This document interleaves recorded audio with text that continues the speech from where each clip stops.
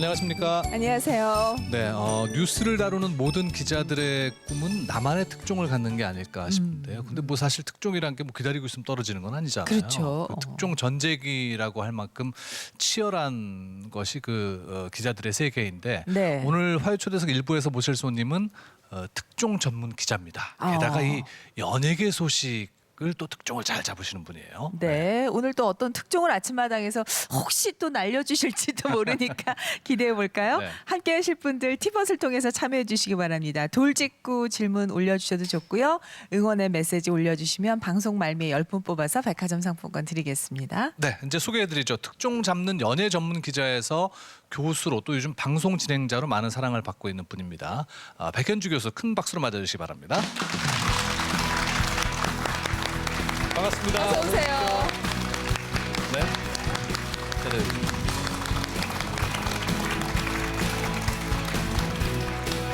아니 근데 그 자리가 조금 어색하실 것 같아요. 왜냐하면 항상 이제 남 얘기를 들려주러 나오시다가 네. 오늘은 이제 본인 얘기를 하러 나온 거잖아요. 살짝 긴장도 되고 정말 많이 어색하고 어젯밤에 네. 잠이 잘 안 오더라고요.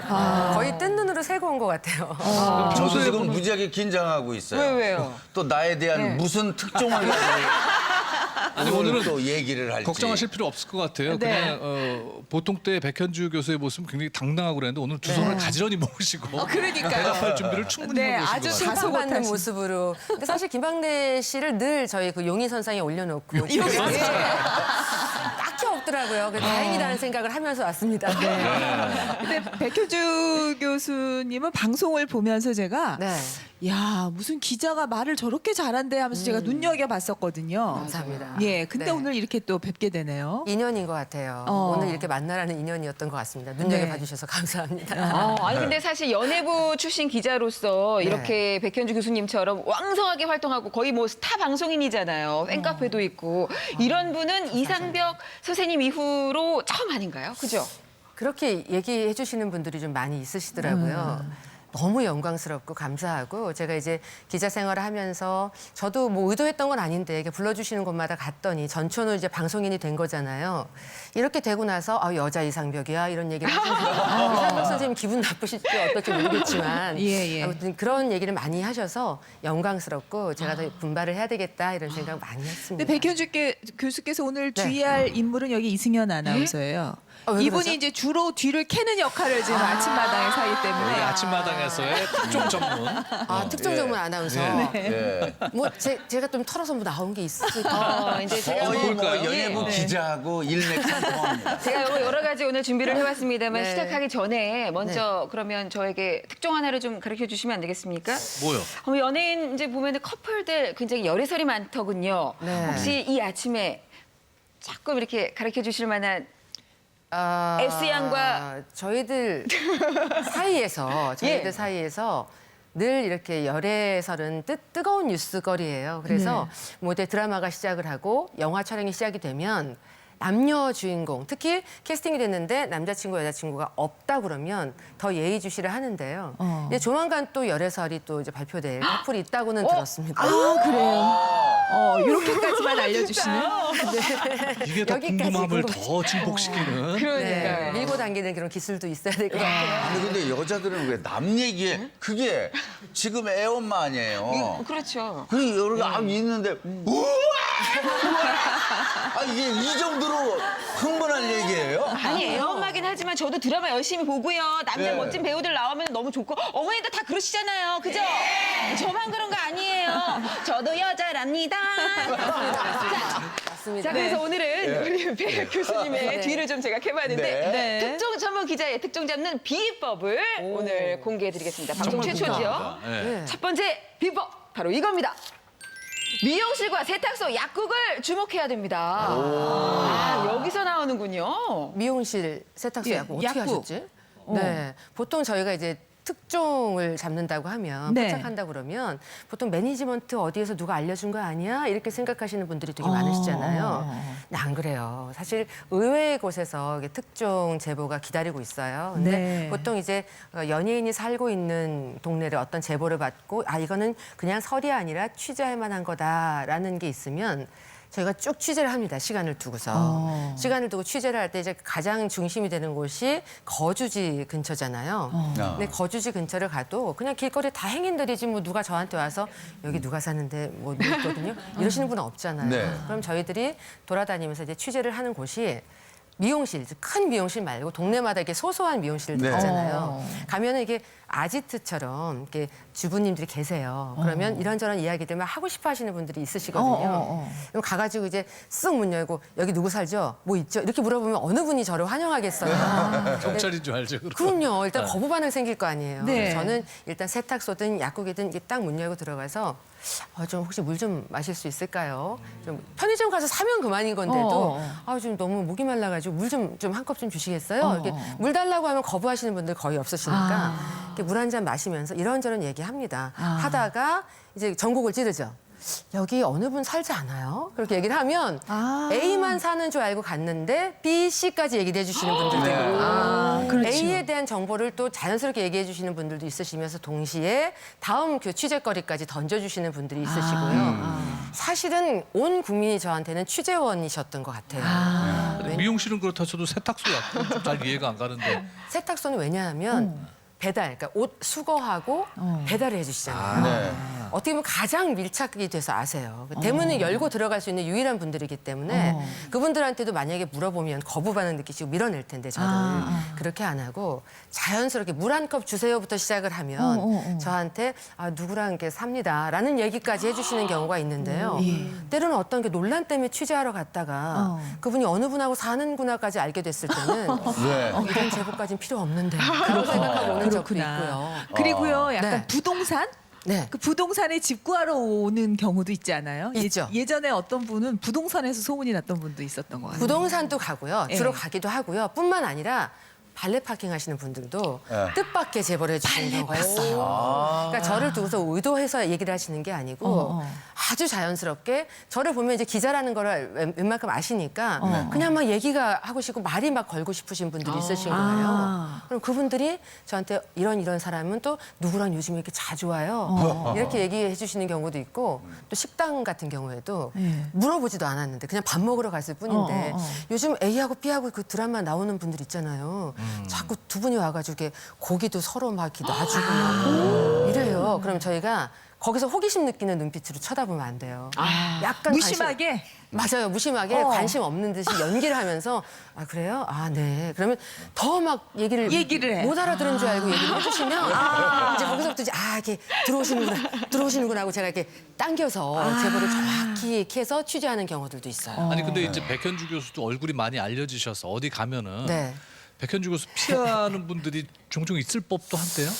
처음에 그러시는 분들이 있으세요. 그래서 김학래 씨도 아까 저 이렇게 딱 앉자마자 오랜만에 봤음에도 네네. 제가 가열차게 잠입 취재했던 시절을 기억을 하셔가지고 예. 혹시 나를 캔 거 아니야? 이러고 약간 불편한 눈빛으로 보셨는데 이제 시간이 지나면 저희가 일을 떠나면 인간적인 관계로 또 가거든요. 네. 인간 대 인간으로. 또 연예인분들의 어떤 어려운 애로사항이 있을 때는 또 취재하지 않고요. 몰래 또 애로사항을 좀 해결해 주는 적도 있고요. 그래요? 많습니다. 그런 일들도요. 네. 그걸 알게 됐는데도 네. 기사화하지 않는 경우도 있으신 거예요? 있습니다. 왜냐하면 저희들이 그러니까 연예인분들의 인생인데요. 한 사람의 네. 인생인데 그걸 가지고 저희 어떤 특종이라는 걸 수단으로 생각을 해서 그걸 꼭 써야 된다. 그거는 제 철칙에 어긋난다고 생각을 했어요. 그래서 그렇게 저는 웬만하면 일을 안 했었고 특히 아까도 얘기했지만 모두의 얘기를 했지만은 열애라든지 결혼이라든지 이런 거는 되게 희소식이잖아요. 그렇죠. 서로 막 치열하게 왜 보도하셨어요? 연락 와도 다 좋은 일이니까 일단 스무스하게 넘어가는데 안 좋은 일 같은 경우에는 내가 보도를 해서 봉합이 될 수 있는 것도 더 커지고 붉어질 수가 있잖아요. 그렇죠. 그러면 저 특종으로 했다고 몇 가지만 얘기를 해주세요. 예. 누구 소식이 있었어요? 제가 이런 질문 받을 것 같아가지고 간밤에 생각을 해봤어요. 네. 근데 네. 너무 이제 많으니까 365일을 기사를 써서 막 단독, 독점, 특종을 하다 보니까 막 너무 이제 막 엉켜갖고 생각이 일일이 안 나는데 특히 이제 무리를 빚고 논란을 빚었던 일들 같은 경우에는 실명을 거론하면 예의가 아니라고 생각이 들고요. 좋은 일들 중에 생각을 해보면 대표적이었던 분들이 아마 그 장동건, 고소영 씨 그분들이 그 결혼하기 전에 열애를 인정하기 전에 네. 신비주의로 살았어요. 맞아요. 신비주의를 살다가 열애를 인정하면서 이제 제가 처음 인정을 받았고요. 처음에 이제 속칭 정보지라는 곳에서 이렇게 떠돌 때 제가 그것을 장동건 씨한테 처음으로 열애 인정을 받으면서 임신까지 제가 이제 쭉 보도를 했었는데 그 이후에 가장 핫한 스타 커플이 됐고 광고계의 블루칩이 되셨잖아요. 정말 고소영 씨 결혼한다 그럴 때 충격적이었는데 장동건이라서 봐줬다. 그런데 아직 뭐 밥 한 끼는 먹은 적이 없습니다. 그리고 두 분이 광고계의 블루칩까지 됐을 때 나름 보람을 좀 느꼈었고요. 좀 이제 안 좋았던 기억이긴 하지만 안타까웠던 제 마음속의 일은 옛날에 이제 고 안재환 씨 관련된 이제 사망 이후에 그렇죠. 그 누님의 움직임에 대해서 쭉 취재를 할 수밖에 없는 그런 상황들도 있었고 또 일단 뭐 황치훈 씨 같은 경우에는 되게 오랜 투병 생활을 했잖아요. 네. 그때도 그분이 근황이 어떤지를 제가 찾아가서 같이 이렇게 모금을 할 수 있는 그런 상황까지 했었던 그런 기억도 있습니다. 최근에 활동을 열심히 안 하셔서 그런지 최지우 씨 결혼 소식은 당일날 알려지는 그런 불상사가. 그런데 과거에 저 이영애 씨도 그랬었잖아요. 예. 결혼하고 나서 사후 공식 입장에 나왔었잖아요. 어떻게 그렇게 감쪽같이 모를 수가 있을까요? 이런 그게 기자분들이 왜냐하면 있는데. 아까 제가 장동건 고소영 씨 얘기를 했었잖아요. 예. 저한테 하도 포착이 되니까 나중에는 그 웨딩 화보 촬영하실 때 모든 스텝을 전날 다 바꿔치기를 하고 장소를 바꿔칠 정도로 상당히 그 민감했었습니다. 그러니까 아무래도 주변에 이제 나와 막역한 스태프들이라 하더라도 혹시 말이 셀까 봐 조용히 혼자 준비하시는 경우가 있는데 최지우 씨 같은 경우는 심지어 귀걸이까지도 본인이 백화점 가서 자신의 손으로 샀다는 직접 사고. 일화가 있으니까 그만큼 철두철미하게 스스로 보완을 했다고 생각하시면 될 것 같아요. 그 저 처음에 제가 네. 결혼할 때 예. 그때도 똑같은 입장이었습니다. 지금 뭐 한 30년 됐습니다만 네. 29년 됐나? 근데 그때 잘 아는 기자가 나 이미 알아보고 왔습니다. 임미숙 씨랑 결혼하는 거 제가 압니다. 예식장을 동생 이름으로 잡아놨더군요. 이걸 알고 온 거예요. 네. 그러면서 한 가지 절대 딴 사람한테 얘기하지 말고 김영 나를 좀 봐서 특종을 한번 하게 해주세요. 이러더라고. 그러니까 나는 뭐 그래 뭐 아무나 뭘 하건 이렇게 생각을 했어요. 네네. 그 이튿날 KBS 행운의 스튜디오를 나갔는데 이창호 아나운서가 신문 나는 몰랐는데 네. 일간 스포츠 일면 앞에 표지에 들어가 있는 거예요. 세상에. 결혼한다고. 그래갖고 딴 기자들한테 또 난리가 난 거야. 이게. 거기만 줬다고. 안 한다고 그래놓고 왜 어디만 주냐. 이래가지고 한 분 한 분 또 죄송합니다. 그게 아니고요. 이러고 또 얘기하러. 그런 일이 있으죠. 야, 그게 특종이 그렇게 서로들 치열한 경쟁이 치열하겠죠. 되나 봐요. 치열하겠죠. 그럼요. 그래서 타이밍인데요. 이미 내가 이걸 알고서 취재를 이만큼 했다 그러면 누군가도 알고 있다고 생각을 하기 때문에 네. 약간 좋은 일 같은 경우에 저 같으면은 무리수를 약간 빚더라도 먼저 보도를 해요. 그러고 나서 아까 좋은 말씀하셨듯이 일이면? 내지 말라고 해도 지금 상황은 어차피 터질 상황이니까 이왕이면 나한테 맡겨주면 내가 알아서 잘 터뜨려줄게. 원성이 자자한 건 어쩔 수 없어. 스타의 숙명이야. 하고서 제가 이렇게 써서 특종을 한 경우가 있었어요. 그 특종은 나름 원칙이 있을 것 같아요. 그러게 말이에요. 네. 그 이야기가 바로 비법 두 번째입니다. 짠! 나름의 철칙은 반드시 지킨다. 네. 일단 특히 이혼 보도 같은 약간 불미스러운 보도들 있잖아요. 근데 네. 그런 경우에 제보가 참 많이 들어옵니다. 네. 모 스타 커플 같은 경우에는 뭐 변호사를 양쪽에 다 선임을 해서 소장까지 이미 썼다더라. 뭐 이런 제보를 받기도 하고요. 뭐 한 지붕 아래 별거한다더라. 뭐 서로의 스케줄조차도 모른다더라 등등 정말 아주 세밀한 그런 제보를 받기도 해요. 근데 네. 그럴 경우에 펜으로 제가 사람을 살려야지 사람을 무너뜨리는 일을 해서는 안 된다라는 제 철칙이 있거든요. 그래서 그 부부는 서로가 남남이 만나서 다른 사람이 만나서 얼마나 그 둥그러질 때까지 마모가 심하게 되겠어요. 네. 그러니까 이런 과정들이 내가 보도를 안 하면 뭔가 좀 봉합될 수 있지 않을까. 남의 손에서 보도가 된다면 그건 어쩔 수 없겠지만 내 손에서 이거를 갖다 그냥 지켜보고 있다면 그냥 가족의 일이니까 불화가 봉합이 될 수 있을 거야라고 생각을 해서 보도를 안 했던 적이 있었는데 그랬을 때 실제로 지금 잘 사시는 두 커플이 있으세요. 누구예요? 두 분 다 스타 커플이에요. 아주 그 초특급 톱스타였는데 그래요? 제가 그때 얼마나 그 기자의 마음으로 생각을 하면 쓸 수 있었겠죠. 근데 내가 굳이 그 누군가를 무너뜨리는 일에 앞장서서는 안 된다라는 생각을 해서 일단 그거는 제가 쓰지를 않았었고요. 네네. 특히 이제 이니셜 보도 같은 거 할 때도 네. 누군지 알고 씁니다, 저희가. 특히 이제 사회적인 무리를 빚거나 이제 논란의 중심에 서거나 할 때 이니셜 보도를 할 때요. 근데 그럴 때 누군지 안다고 나 누구 알거든? 하고 먼저 앞질러서 이렇게 써본 적은 없고요. 특히 뭐 박씨다 그러면 보통 P 생각을 하잖아요. 네. 그렇게 안 하고 전혀 다른 A, B 이런 식으로 해서 이니셜로 추적도 못하게끔 해서 이렇게 쓰는 경우들이 있었어요. 그러니까 옛날에는 그런 안 좋은 일 같은 거 터뜨리고 그러면 연예인 생명이 잘못하면 끝날 수도 있고. 그럼요. 저희 때만 해도 결혼을 하면은 연예인은 이미 생명력이 거의 끝났다고 본다. 이렇게 생각을 그랬죠. 했거든요. 저 근데 뭐 잠시 요즘 말씀 그렇지도 중에 않고. 죄송한데요. 이 생방송 하다가 잠깐 화면이 좀 고르지 않게 나간 것 같습니다. 시청자 여러분께 사과 제가 말씀 흔들었어요? 예, 시청자 여러분께 사과 말씀 드리겠습니다. 네. 예. 그래가지고 예. 그 협박 같은 것도 받을 거예요. 저희요. 이거 터트리면 네. 너 내 간질른다 뭐 이런 거 있을 것 같아. 특히 저는 이제 그 방송 매체 기자였으니까 네. 저희는 테이블을 갖고 있잖아요. 그럼 특히 이제 현장에서 포착을 하는 모습이 그분들에게 포착이 됐을 때 이 테이프를 가지고서 이제 밀당을 하는 경우가 생기죠. 이거 테이프 주세요. 저희 주세요. 뭐 이런 식으로 되면 거기서 다투면 안 되고요. 이제 설득의 과정이 있죠. 뭐냐면 나는 너를 공감한다. 어떤 상황인지를 너무 알고 있고 당신의 입장이 어떤지 너무 알고 있고 상황도 알고 있고 마음도 어떨지 알고 있고 다 이해를 한다. 그런데 당신이라는 그 스타의 운명에서 당신이라는 사람의 지금 대외적인 상황은 이러이러이러하다. 그러면 곧 보도가 나와야 되는데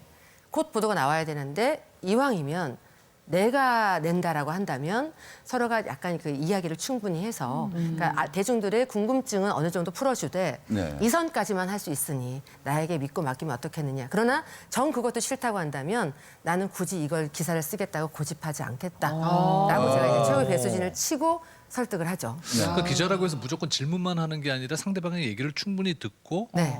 어떤 신뢰를 좀 쌓은 후에 네. 기사화시키는 거군요. 그게 굉장히 중요한 과정이라고 생각하고요. 그 테이프를 뺏기는 것은 또 기자의 입장에서 또 생명줄을 뺏기는 것 같잖아요. 내가 갖고 있다고 보도를 안 하더라도 그거하고는 다른 내용이기 때문에요. 근데 그런 긴박한 순간에도 어떻게든지 대화를 하려고 이제 테이프는 쥐고 카메라 쥐고 이제 대화를 시도를 합니다. 그리고 이제 한쪽으로 가서 차분히 대화를 푸는 경우들도 있죠. 근데 보통은 이제 네. 기자 혼자만 알고 있는 게 아니라 여러 기자가 동시에 알게 되는 경우가 많아서 네. 그 경쟁 속에서 터져 나올 텐데 그럴 때마다 뒤로 밀리셨을 법도 한데 특종을 많이 하셨네요. 내가 안 쓰면 옆에 있는 기자가 쓰는 거 아니에요. 네. 네. 근데 이 특종도 저는 인연법이라고 생각을 했어요. 그래서 저희는 사람의 인생을 다루는 일이기 때문에 항상 매 말 하나하나 글자 하나하나가 조심스러웠는데요.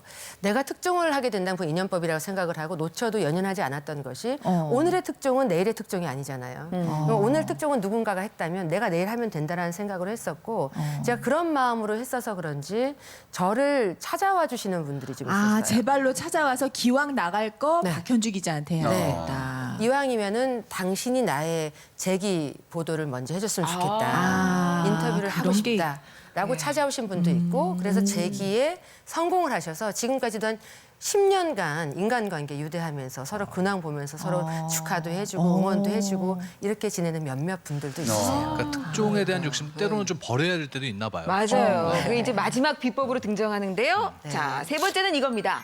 소송을 부르는 무리한 욕심은 금물. 그런 기사는 안 쓰셨군요. 제가 그 소송 정말 기자 생활하면서 소송은 한 건도 없었어요. 그래요. 그게 매우 어려운 게 네. 저희가 이제 기사를 쓸 때 많은 생각을 하면서 쓰지만 시각을 다투면서 쓰잖아요. 그러나 항상 제가 원칙을 잊지 않고 있는 것은 이건 그 사람의 인생이다.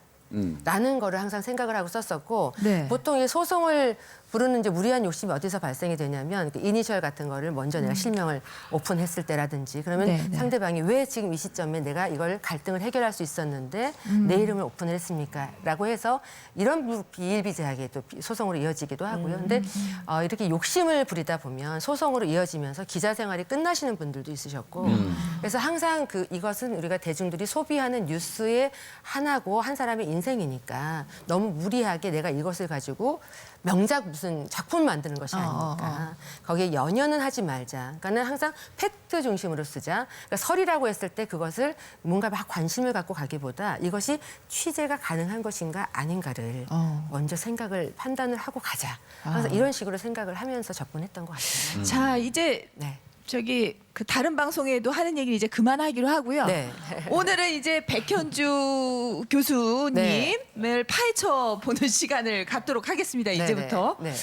긴장됩니다. 예. 좀 긴장하셔야 돼요. 아, 처음이에요. 기자가 원래부터 기자로 시작한 게 아니라면서요. 아니에요. 저에 대해서 아마 원래 기자야 이렇게 생각하시는 분들이 많으실 것 같아요. 예. 근데 저는 방송국에서 성장을 했습니다.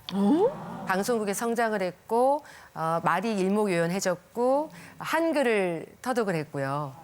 학교 들어가기 전에 한글 공부를 방송국 분장실에서 뭐 했습니다. 아버님이 방송국에서 일하셨어요? 아니 어떻게 어릴 때부터 글쓰기 어떻게 전부터 그게 방송국에 그게- 왔던 얘긴데. 이해가 잘 안 뭐 가. 동네에 놀이터가 없었나? 무슨 말이에요? 제가 아마 4~5살이었던 것 같은데요. 예. 예.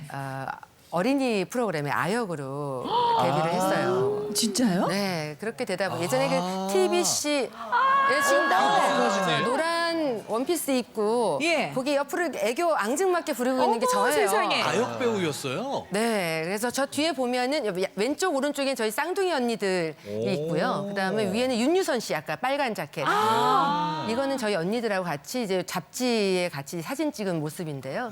그때 당시에 잡지에 끼 나간 같고요. 겁니다. 네. 세 완전 자매가. 애교하고 끼가 어릴 때부터 예. 너무 감동해서 젖어서 눈을 이렇게 하고 막 하고 있잖아요. 그래서 이렇게 이러고 그랬어요. 세 자매시군요. 쌍둥이 언니의 백현주 씨가 막내시고. 네네 맞습니다. 그래서 그 언니들이 배우였어요. 배우예요 지금도. 그래요? 그래서 언니들의 지금은 매니지먼트가 이렇게 시스템이 다 되어 있잖아요. 네. 근데 예. 아마 김학래 씨도 기억을 하실 텐데 70년대 80년대만 해도 그런 시스템이 없었기 때문에 어머니들이 매니저를 많이 하셨어요. 네, 그래서 맞습니다. 지금 나오는 게 백현미, 백현숙 저희 언니 쌍둥이 언니들인데요. 네, 언니들이 하이틴 스타하고 지금도 방송을 하고 있습니다. 야, 이것도 처음 아는 사실이네요. 네. 자, 바람머리 유행하던 그때. 그렇죠, 두 분도 그렇죠. 이게 바람머리. 최근에 패션쇼 했던 야, 모습이고요. 예쁘다. 오른쪽에 빨간, 여러분들이 보실 때 오른쪽에 빨간 옷 입은 분이 백현미 씨, 백현숙 씨의 남색 옷 입은 분이 이제 백현숙 씨, 이제 둘째 언니죠. 그래서 저희 언니들이 아역 출신이에요. TBC 동양방송 아역 배우 출신인데 예. 엄마가 아무래도 이제 언니들을 매니저를 하니까요. 네. 저를 데리고 다니셨고 네. 자연스럽게 저는 프로그램 같이 합류가 됐고요. 같이 뭐 기억 니은도 배우고 노래도 하고 율동도 하고 그러면서 광고까지도 했었던. 그랬어요? 네, 뭐 아들 딸 구별 말고 둘만 나와 잘 그렇게 아기로 손잡고 엄마 아빠 손잡고 막 잔디밭에서 네. 뛰는 광고도 찍었던 기억이 있고. 연기를 네. 언제까지 하신 거예요, 그러면? 그렇게 하다가 저희 보통 부모님들은 자식이 많으면 한 곳으로만 가길 원치 않으시잖아요. 맞아요. 예. 그래서 나름대로 그 인생의 디자인을 해놓으셨더라고요. 그러니까 언니들은 배우의 길을 가기를 원하셨고 네. 저는 공부만 길이 있다고 생각을 하셨는지 공부를 해서 그쪽에서 뭔가 승부를 보기를 바라셨던 것 같아요. 네네. 그래서 어렸을 때는 이렇게 광고도 하고 예. 동양방송 때 이제 뭐 어린이 프로그램도 하고 했었는데 예. 사실 예전에 뭐 모여라 꿈동산 할 때도 초등학생들이 들어가서 막 했어야 됐고 이랬는데 그것도 제안 왔을 때 저한테 말씀도 안 하시고 안 한다고 거절해버리고. 하셨고. 네. 그리고 아마 여기 KBS 건데요. 사랑이 꽃피는 나무라고. 유명한 네. 유명한 네, 드라마죠. 기억하시죠? 네네. 그때도 왜냐하면 제가 방송국에서 활동을 같이 했던 걸 다 아시니까 관계자분들이요. 예. 그래서 그 막내 그 현주 우리 드라마에 출연하면 어때? 이렇게 PD분이 제안을 하셨던 거를 네. 엄마가 제가 들을까 봐 아유 혹여라도 말씀하지 마시라고 이렇게 얘기를 하고서 정리를 하셨다고 나중에 뒤늦게 듣고 너무 원통했었어요. 왜냐하면 저 어린 마음에 보고 자란 게 연기하는 모습이었고 카메라 앞에 있는 언니들의 모습이었고 항상 새 옷 입고 예쁜 모습만 봤잖아요. 저도 연기하고 싶었는데 그걸 다 막으셨다고 그러시더라고요. 아니 근데 어쨌건 돌고 돌아서 제 울타리 안으로 잘 들어오시는 거예요. 그 끼가 어디 가겠습니까? 그 시청자들이 기억할 만한 혹시 네. 프로그램에 출연한 그 배우로 출연한 예는 없어요? 저는 예. 초등학교 들어가면서 엄마가 자연스럽게 그러니까 제가 4살, 5살, 6살, 7살, 8살 그 무렵까지 이제 동양방송 시절에만 쭉 하다가 뭔가 알 무렵에 맛이 들면 안 된다. 카메라 소위 말하는 카메라 마사지 맛이 들면 안 된다. 못 끊는다 이것을 이렇게 판단을 하셨대요. 아니 근데 어머니 대학생 말씀이. 때도 뭐 저 네. 연극 무대에 섰다는 얘기를 또 그것까지 취재해 오셨어요.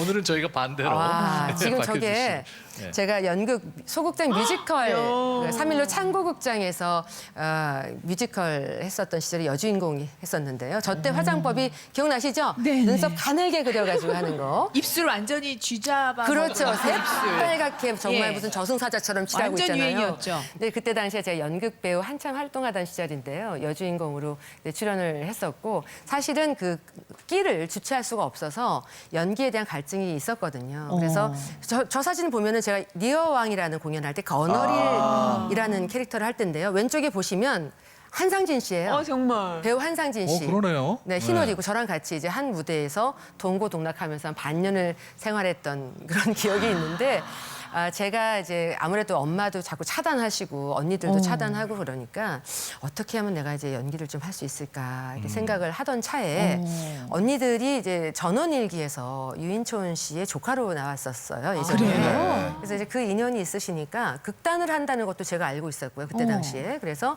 하필이면 그때 이제 극단 3기 를 모집한다는 이야기를 듣고 제가 그 안면의 인연으로 찾아가서 3기의 오디션을 보고 제가 이제 합격을 해서 지금 배우로 활동하고 있는 문정희 씨, 주진모 씨 같이 저하고 동기예요? 동기로 같이 트레이닝하고 뭐 가나안 농군학교 가서 저희 같이 뭐 이제 훈련도 받고 뭐 이러면서 했던 그런 시절들도 있었고요.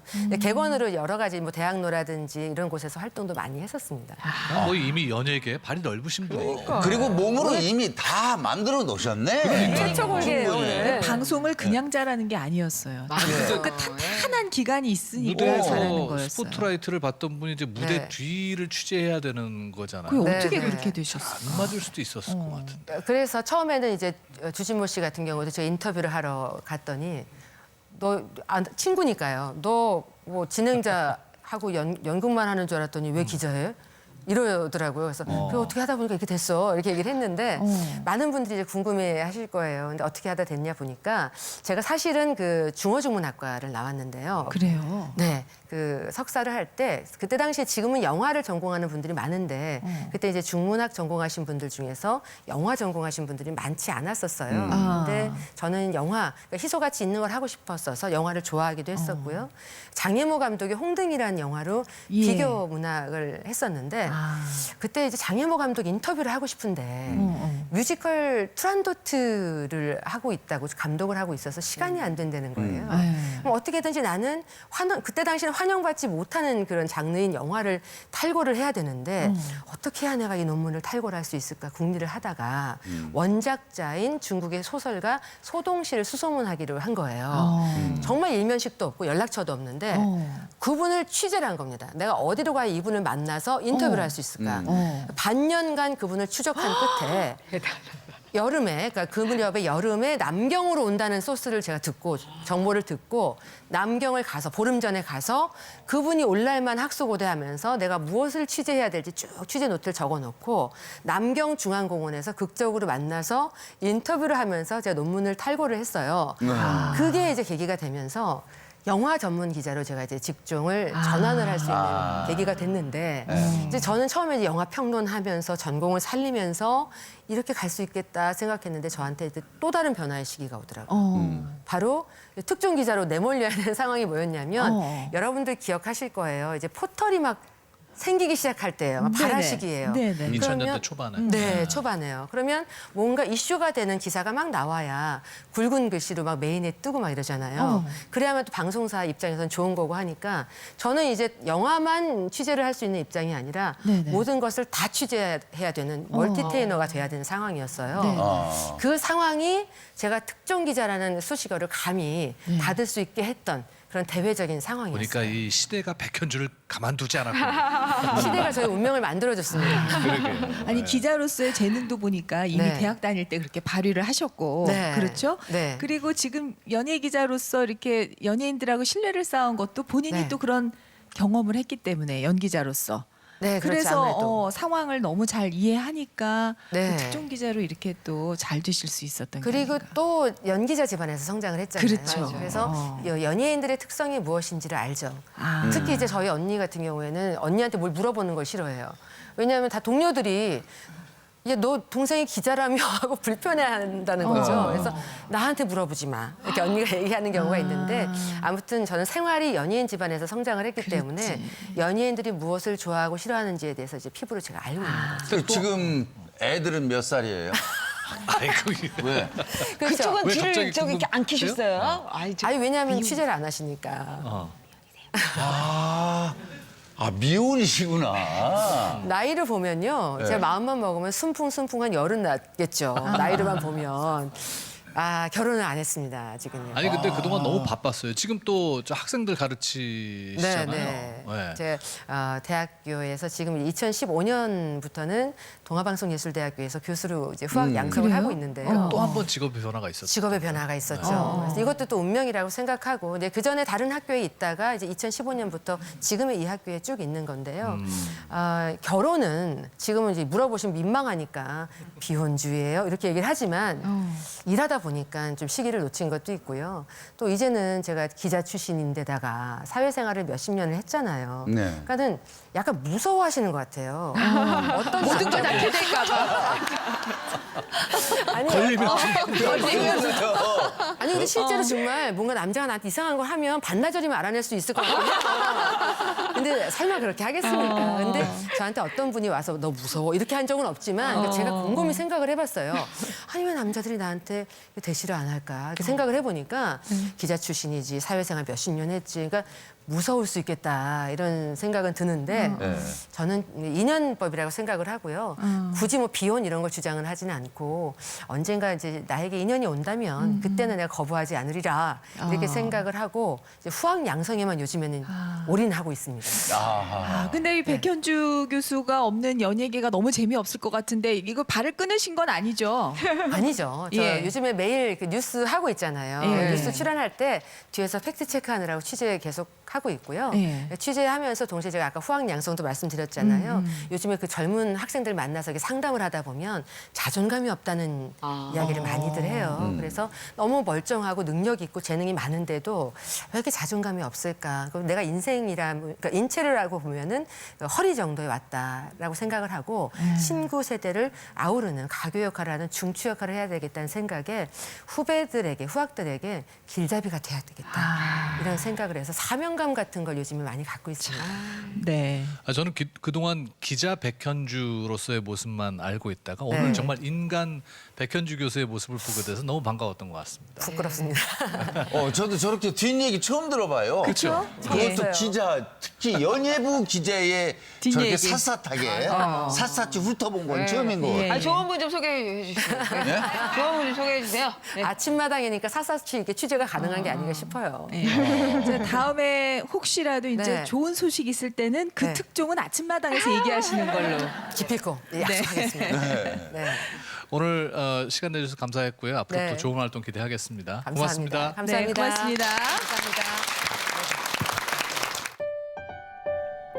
함께 사는 세상 이야기 가득한 시간 디버스로 함께 즐기는 KBS 아침마당. 네, 오는 금요일, 그러니까 20일이 이제 장애인의 날인데요. 보통 이제 중증 장애인 하면은 이분들이 어떤 일을 할 수 있을까 궁금해하시는 분들이 많이 계신데 2부에서 모실 분은 중증 장애인의 경제적 자활을 위해서 지난 35년 동안 헌신해온 분입니다. 이분은 20대 유도 국가대표 선수로 아주 유명했던 분이에요. 네. 근데 그때 불의의 사고로 전신마비 장애를 겪게 되는데 거기에서 좌절하지 않고 대한민국 장애인 복지의 새로운 파라다임을 쓰고 계신 분입니다. 정덕한 회장님 모시겠습니다. 여러분 큰 박수로 맞아주시기 바랍니다. 어서 오십시오.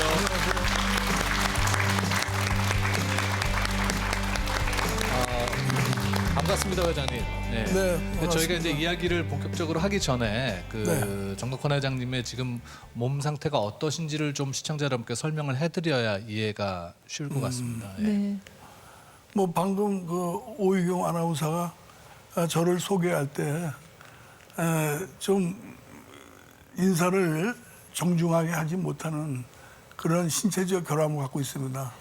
왜냐면 결국 저는 인사를 할 때도 이 목만 네. 조금 이렇게 움직이고 뭐 잘생긴 편 아니겠어요? 뭐 잘 늙고 잘생겼는데 제 몸의 구조는 뭐 마른 막대기 같다고 말씀하면 됩니다. 이제 하여튼 몸이 전체가 거의 다 굳어 있고 그리고 몸을 제가 스스로 움직이려면 안 되고 나름대로 이 두 손은 양손을 쓰긴 하는데 네. 뭐 이 양손이 올라갈 수 있는 데가 어깨 위 정도만 이렇게 올라가니까 사실은 그 우리 김막내 선생님 이마에 그 파리가 앉을 때 네. 그 가렵잖아요. 네. 그 잘 긁을 수 있겠어요? 손 움직임이 어떠신가 모르겠어요. 네, 저는 괜찮습니다. 괜찮습니까? 네. 저는 이 평생 그러니까 46년째 네. 지금 이렇게 전신마비로 그러니까 27살 때 몸 다쳐서 지금까지 전신마비로 이제 사니까 네. 양손은 있는데 이 손가락이 움직임이 안 되니까 뭐 옆에 보호자가 밥도 또 먹여야 되고 네. 뭐 어떻든 말로 뭐 얘기를 하면 참 제 말이 좀 슬퍼지네요. 그게 그래서 근데 오늘 같이 이렇게 저 아침마당 좋은 아침에 나와서 제가 이렇게 어두운 얘기를 한다는 것은 상당히 마음이 그렇긴 한데 어떻든 제 구조가 뭐 몸이 약간 예, 좌우도 예. 못 움직이고 예, 이런 예. 상태로 가야 근데 직접 말씀하시긴 하셨지만 정말 잘생기셨어요. 네.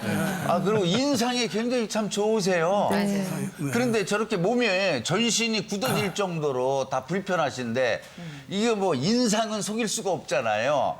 이게 자기의 인생은 본인이 책임져야 되는데 마흔이 넘어가면 아주 잘 괜찮으셨어요. 되게 저렇게 몸 불편하신 분들 짜증스럽고 세상 사는 게 모두 막 귀찮아하고 막 이럴 텐데. 지금 그럴 수도 있는데 뵙기에는 참- 뭐 영화 배우 같으십니다. 그렇죠. 네. 예, 맞습니다. 뭐 할 일 다 너무 그렇다면 잘해요. 이제 그러실 수도 있는데 예, 예. 인상이 참 편안해 보이시는 게 그 살아온 인생이 보이는 것 같아요. 아니 근데 지금 식사도 본인 스스로 못 하실 정도의 중증 장애시잖아요. 네, 네. 근데 어떻게 남을 돕는 일을 35년째 지금 하고 계신 거죠? 글쎄, 그러니까 제가 그 중학교 3학년 때부터 그 유도를 시작했어요. 예. 네. 네, 유도를 시작을 하고 한 1년도 채 안 됐는데 예. 제가 그 YMCA 전국 사설 유도 도장에서 중학교 3학년짜리가 대학생 일반인들을 다 물리치고 네. 우승을 했어요. 그러니까 우리 집에서는 막내 아들 제가 아주 개막내로 자랐는데 제가 우승을 하니까 아주 우리 집에서는 사실 경사가 났죠. 네. 그냥 막내 아들이 아주 애물덩어리로 알고 있었는데 그래서 그렇게 시작한 유도가 탄탄대로였죠. 뭐 고등학교 3학년 때부터 유도 국가대표 선수로 발탁이 되고 근데 그렇게 되어지면서 뭐 저 국가대표 선수로서 약간 잘 화려하게 움직이다가 제 나이가 27살 때 8월 그 얘기는 저희가 조금 뒤에 준비가 예. 돼 있거든요. 네, 네. 근데 지금 이제 하고 계시는 일이 직원들이 꽤 많이 두고 일을 하시죠. 네, 어떤 일인지 좀 소개를 해주세요. 그 제가 이게 막상 몸을 다쳐서 사회를 살다 보니까 우리 대한민국의 사회복지가 그 복지 자체가 어떤 시혜적인 복지, 네. 그러니까 주는 복지. 그래서 저 자신은 원체 뭐 운동하던 사람이고 스스로 살아왔던 사람 아니겠어요? 근데 이 복지라는 게 좀 자립할 수 있게 해줘야 되는 복지가 네. 그러지 않고 시혜적인 복지란 말이죠. 네. 그러니까 잘못 얘기하게 되면 얻어먹는 그런 입장이 돼버리잖아요. 저 개인적으로는 상당하게 혈기왕성했던 제가 몸은 비록 다쳤지만 남한테 얻어먹고 산다는 거, 또 국가에 의존만 하고 산다는 거 상당히 저는 그게 마음에 못마땅했어요. 그래서 제가 시작한 것이 그 계기가 있었지만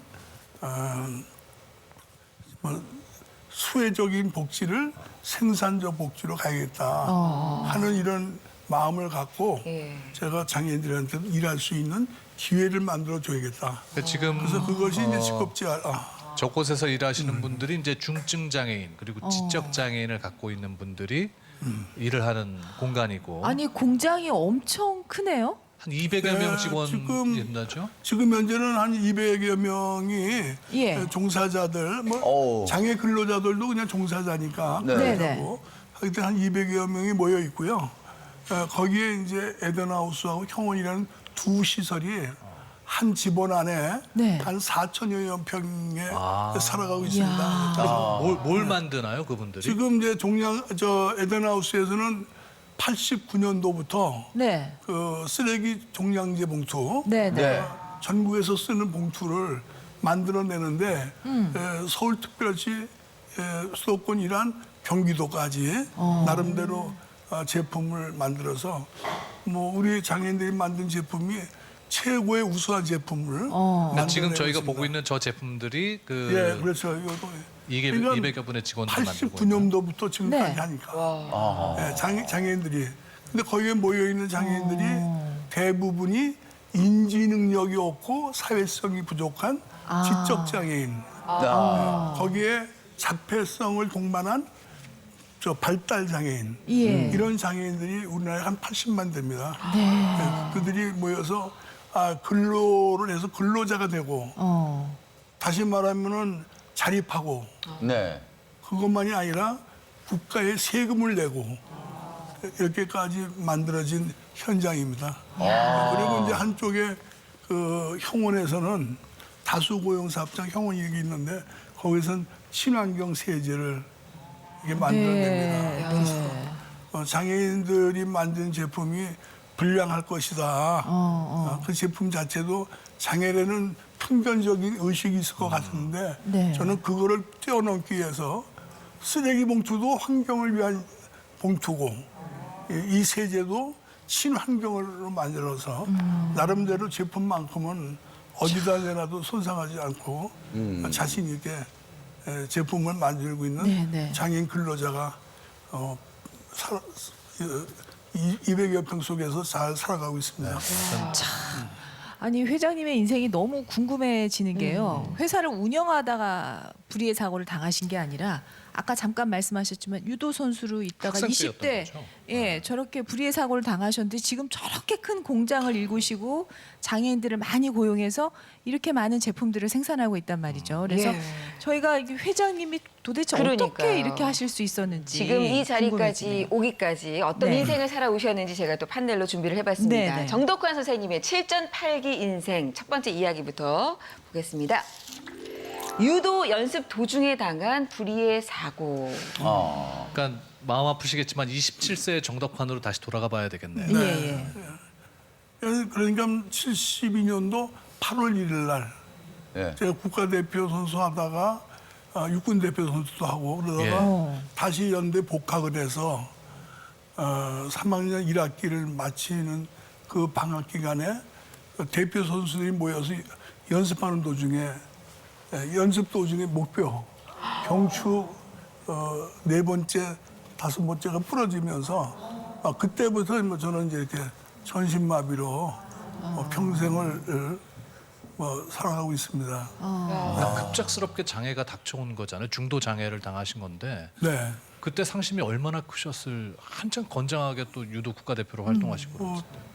워낙 저는 뭐 막내로 태어나고 또 저는 워낙 뭐 혈기왕성했던 정말 운동선수였기 때문에 제가 이렇게 운명적으로 장애가 된다는 거는 상상도 상상도 못했습니다. 예, 이제 예. 그런데 제가 막상 장애를 갖고 살아가야 되는 저의 현실 여기에 뭐 저는 상당히 마음 아팠는데 그럴 때 그냥 그때가 76년도입니다.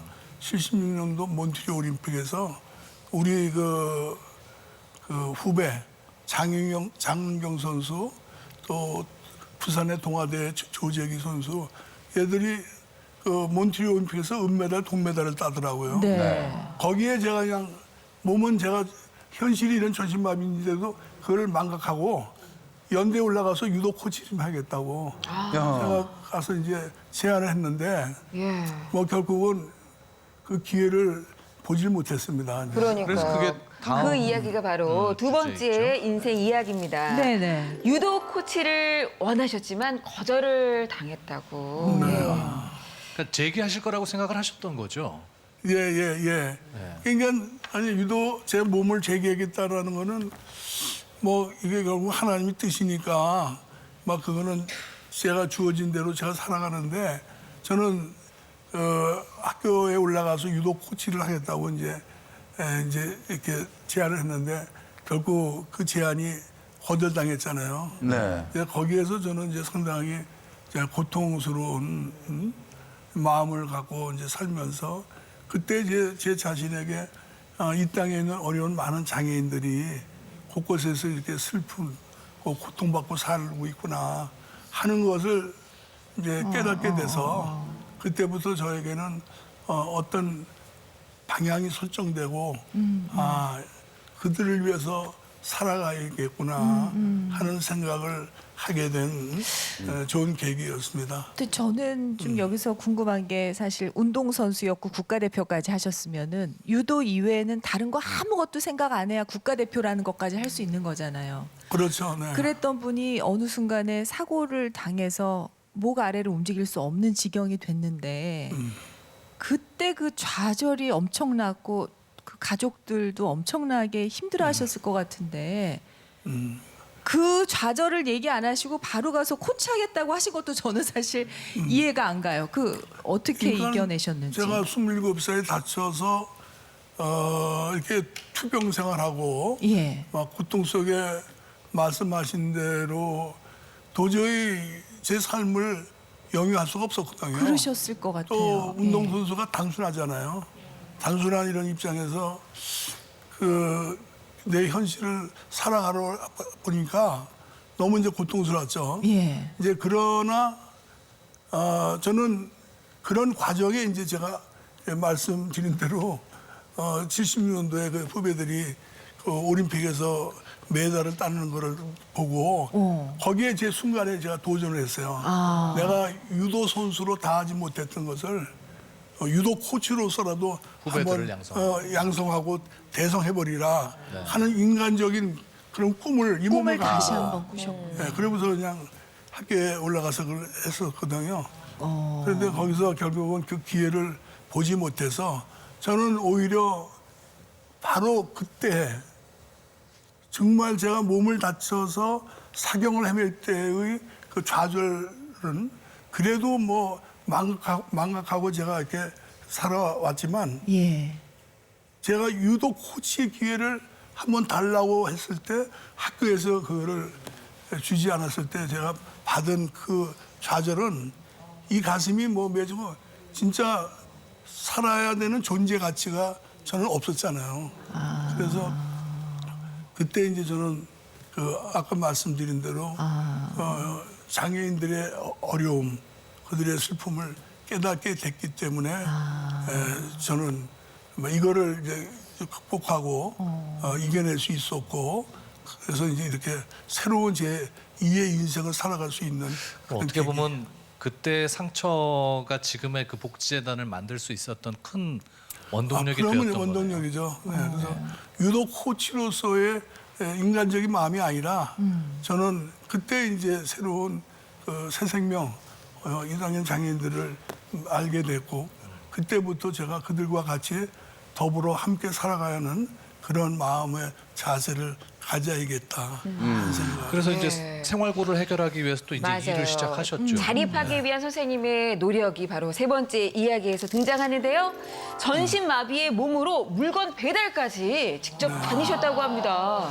그때 다치셨을 때가 이미 결혼을 하셨을 네, 이미 저는 제 다쳤을 때 큰 아들이 4살짜리 아들이 있었어요. 정말요? 아들이 한참 있어서. 키워야 될 나이에. 아, 그러면요. 뭐 그래서 뭐 그렇게 보면 제 삶을 보면 아주 희화죠. 뭐 그게 좀 사는 거 아니고 또 무슨 제가 사회적으로 무슨 자립을 했거나 이렇게 안정되지 못한 그저 운동선수 하던 제가 전신마비가 됐으니 가정의 뭐 어려운 고통은 이루 말할 수 없고 네. 뭐 그 옆에서 내조하는 제 처는 뭐 사실 뭐건 상상할 수 없잖아요. 네. 그런데다가 아들이 있었고 이제 그러면서 이제 저는 이제 그렇게 그 유도 코치의 기회를 못 받던 그 생각을 그대로 계속 이어서 사실 식병자리 구멍가게를 했었을 때는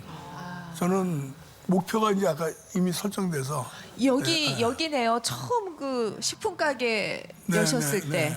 아니 근데 그 직접 물건도 파시고 일을 저 하셨어요? 그림에도 나왔네요. 그래서 네네. 제가 이렇게 휠체어에 앉아서 제가 가서 손님이 오면 네. 뭐 가서 뭐 물건을 집어드릴 수도 없고 그렇죠. 네.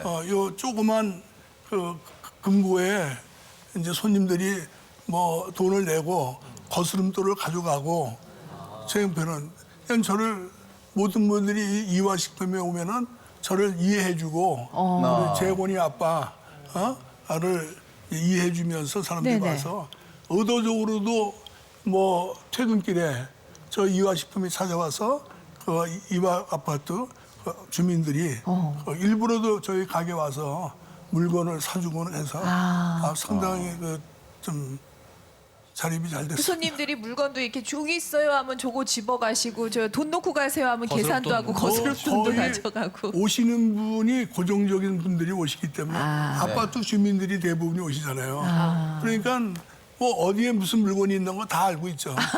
근데 물건 저는 배달도 직접 하셨다 그러는데 배달은 그게 어떻게 하신 거예요? 그 당시 때 불가능하죠. 사실 그 상상하기 어려운 일인데 이런 상태의 몸을 가지고 산발이 오토바이를 타고 다녔어요. 그게 가능해요? 산발이 오토바이를 타고 다니면서 영등포 같은데 뭐 이게 남대문 시장 같은데 가서 예. 제가 물건을 뭐 올릴 수 없잖아요. 그렇죠. 그냥 앉아서 그냥 그 가면은 또 거래처가 저를 알아보고 도와주시는 분들이 무엇을 달래는지 다 아니까 가서 분들이 물건을 본인이 오토바이 내려갖고 이렇게.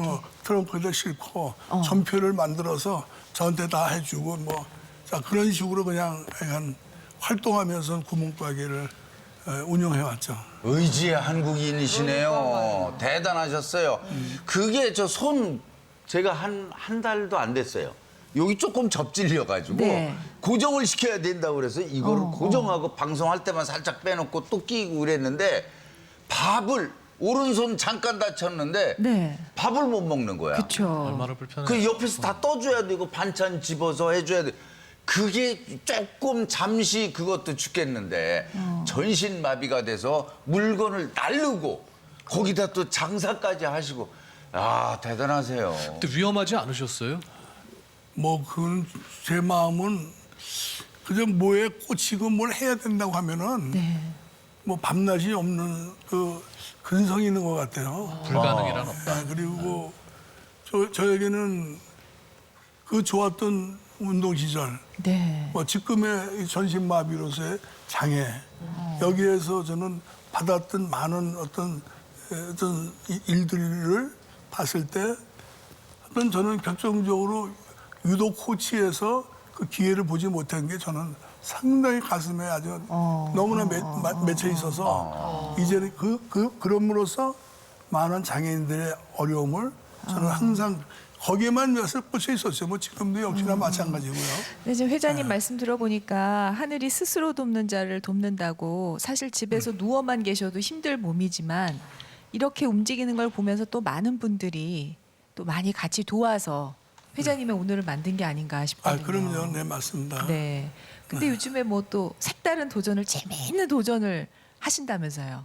네, 그래서 평소에 제가 다쳤을 때 네. 제가 이제 목소리도 이렇게 좀 이렇게 약간 털털해서 허스키한 소리가 네, 나오시는. 많이 좋지 않는데 예. 다치면서 이 횡격막을 건드려서 사실 이렇게 말하는 것도 되게 힘들어. 힘드세요? 그런데 노래를 좋아했잖아요. 네. 흥은 있으니까 이러고 와서 흥은 하는데 노래를 이제 혼자서 예. 이제 자주 부르고 나고 또 저는 이제 교인이니까 네. 찬송을 자주 부르고 그랬어요. 예. 네. 그러면서 이제 노래를 평소에 좋았는데 제가 평소에 알고 지냈던 네. 이민호 감독님이라고 계세요.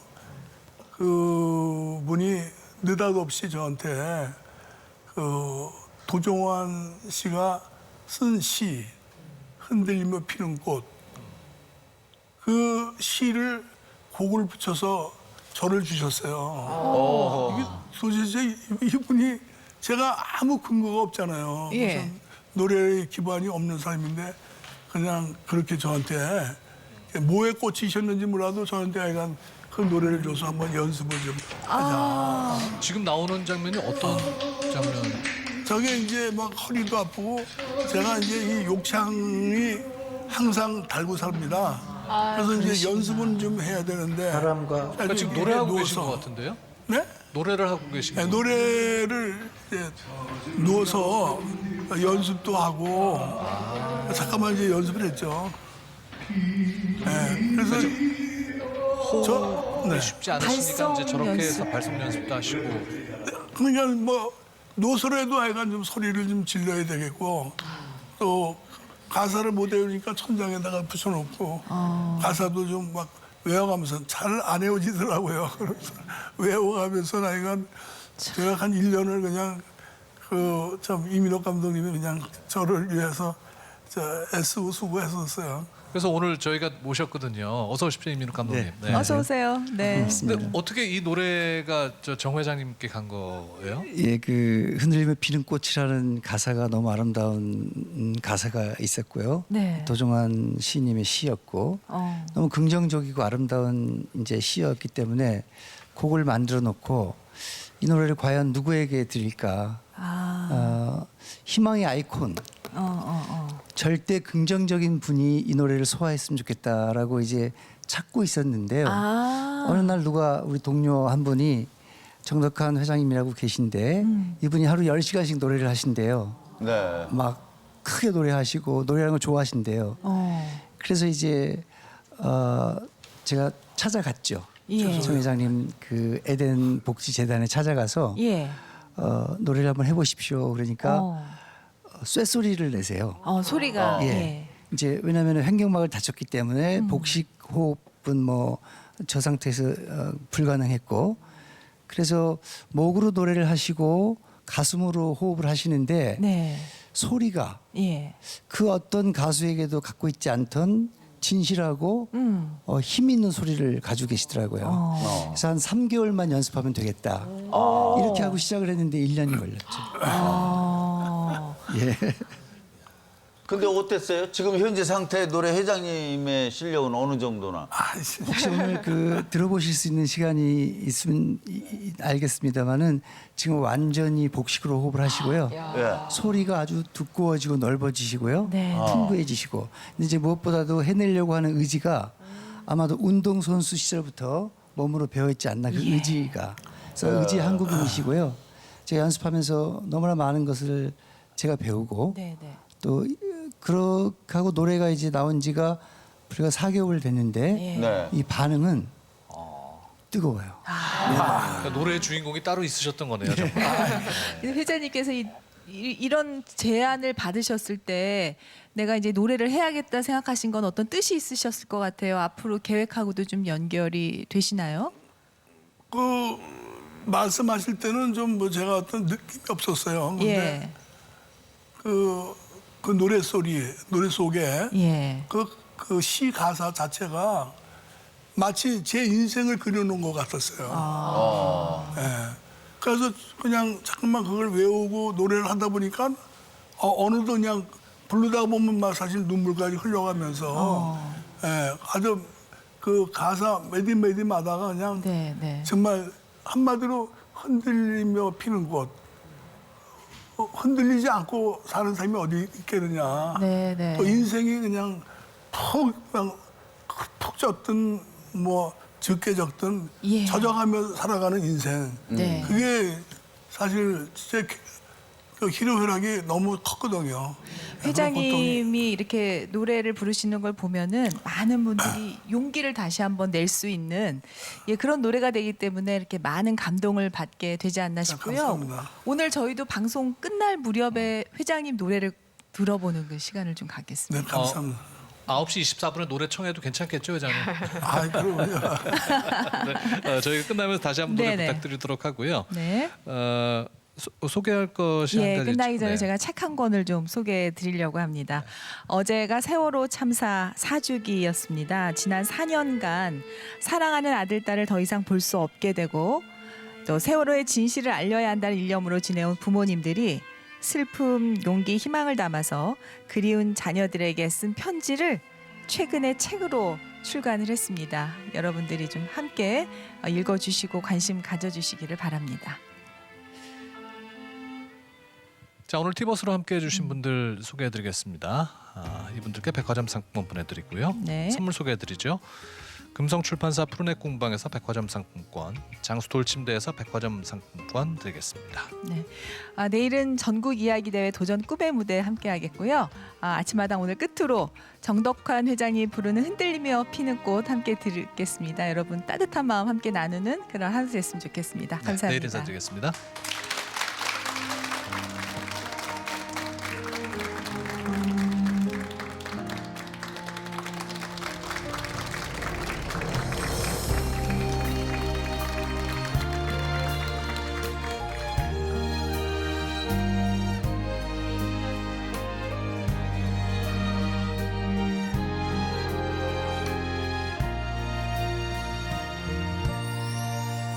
흔들리지 않고 피는 꽃이 어디 있으랴 이 세상 그 어떤 아름다운 꽃들도 다 흔들리면서 피었나니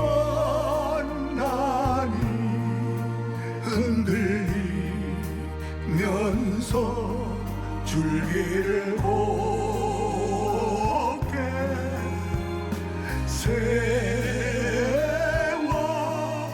세워나니 흔들리지 않고 가는 사랑이 어디 있으랴.